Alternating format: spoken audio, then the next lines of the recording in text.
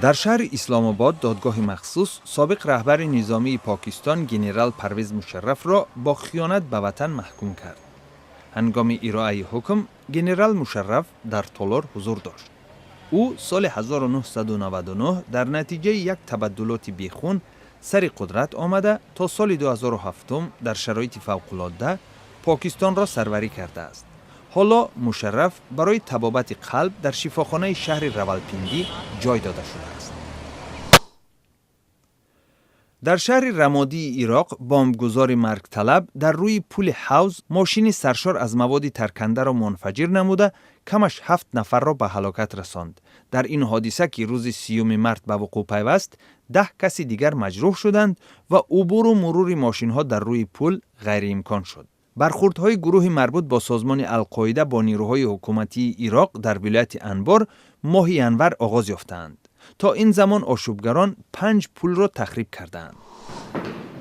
در قرقیزستان ائتلاف نو با نام به خاطر تحکیم دولتداری سر قدرت آمد.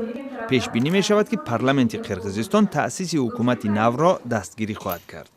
ائتلاف از اعضای 4 حزب عبارت بوده، صاحب 65 رأی ژاگارکو کنش می باشد.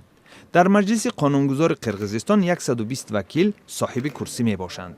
حکومت پیشتر 18 مارس با عیبنامه فساد پراکنده کرده شد. در گرجستان مردم زیاد 75مین زادروز اولین پرزیدنت دوره پساشوروی گرجستان زویت گمسخوردیه را تجلیل نمودند. پسر گمسخوردیه طلب کرد که تحقیق مرگ شبهه برانگیز پدرش از سر گرفته شود. گمسخوردیه سال 1993 وفات کرده است. شرایط مرگ او تا حال توضیح نشده است ولی مفتشان آن را خودکشی نامیدند.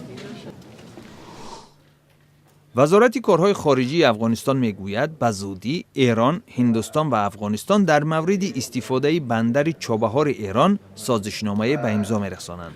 بندر جنوبی چابهار در ساحل خلیج عمان در نزدیکی مرز با پاکستان جایگیر است.